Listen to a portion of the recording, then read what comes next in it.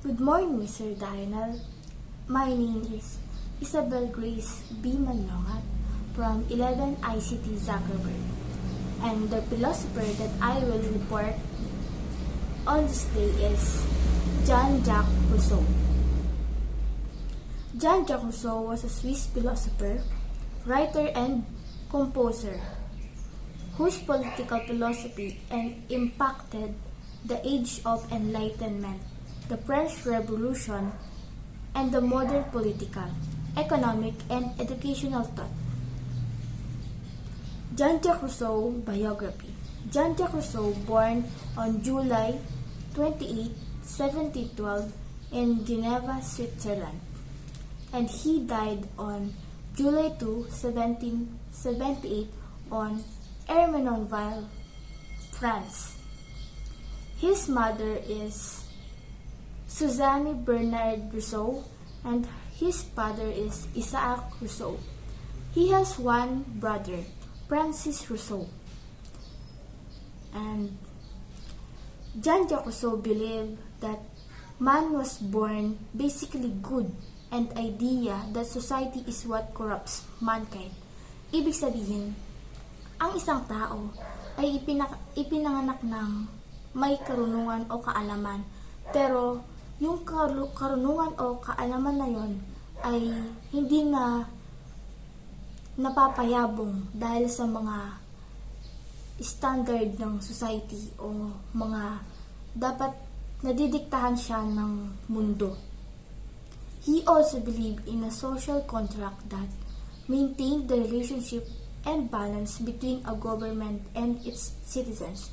Napakahalaga na balanse ang relasyon ng government at ng citizen dahil ang citizen mismo ang pumipili ng mga nakaupo sa pwesto ng mga sa gobyerno.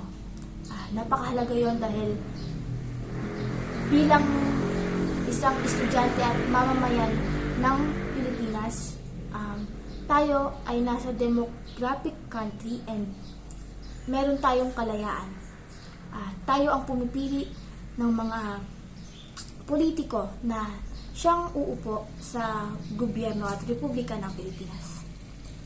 And Rousseau believes in social contract between the government and its people. Parang nung kanina lang na dapat merong agreement ang government at ang mga tao.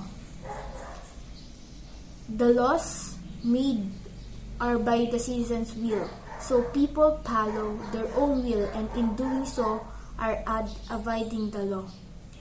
Ibig sabihin, ang mga batas ay ginawa rin ng mga tao, at ang mga batas na to ang siyang magiging gabay natin para mas maging mapayapa ang bansang ating tinitirhan, at dapat nating sundin ito bilang isang mamamayan.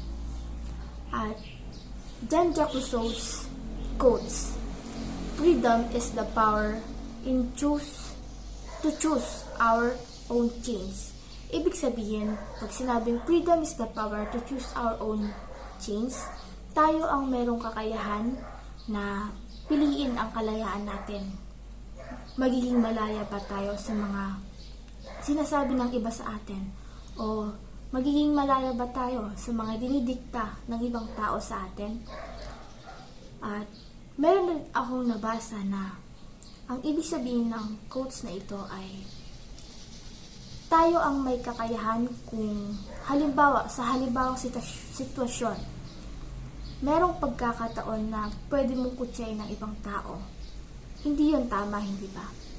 Sa quote na yun, sinasabi na tayo ang mayroong control kung kukutsain ba natin yung tao o hindi. Kaya tayo ang mayroong power na piliin ang ating kadena, chains. At kung meron din naman tayong pagpipilian na tayo, kaya rin sa mga sinasabi ng iba sa atin, kaya din ba natin na kontrolin iyon at huwag isa-isip at huwag dandamin?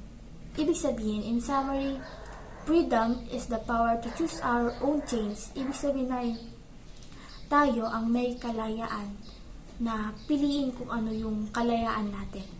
Magiging malaya ba tayo? Pipiliin ba natin maging free? Or mai-stuck lang tayo sa isang sitwasyon na hindi naman dapat kaayain? O tayo ang pipili ng kalayaan natin at mamumuhay tayo ng payapa.